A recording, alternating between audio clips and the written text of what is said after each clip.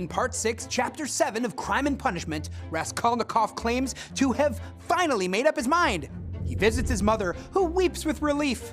In an ironic twist, she's read Raskolnikov's article published in Periodical Discourse about his great man theory, and she thinks her son is a genius. Raskolnikov asks if she will always love him, no matter what she hears, and he assures her he loves her.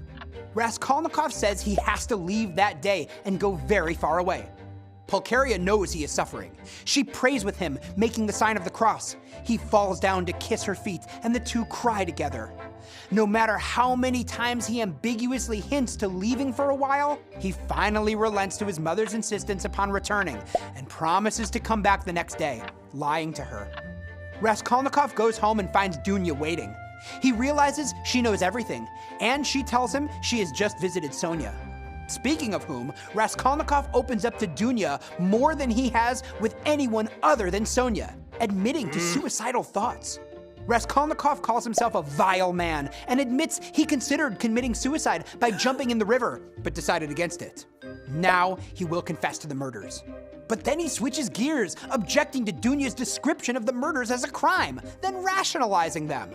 I killed a vile, noxious insect, an old pawnbroker woman, of use to no one.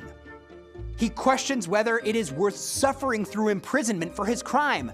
His opinion of other people is lower than ever. Raskolnikov claims every one of them a scoundrel and a criminal at heart, and worse still, an idiot. But recognizing he has made his sister and mother suffer, he feels guilty and promises to try to live a good life, even if he is a murderer. He asks her to take care of their mother. He notices a portrait of his former fiancée, his landlady's daughter who died of typhus, and kisses it, remembering her fondly. She suffered from fever, as he did, but she died of it. He declares that if he had never loved or been loved, none of this would have happened to him, and he insists that he loathes all humankind. In another sign of Raskolnikov's twisted morality, he portrays alienation as a social good. He exclaims, "Oh, if only I were alone and no one loved me, and I too had never loved anyone, nothing of all this would have happened."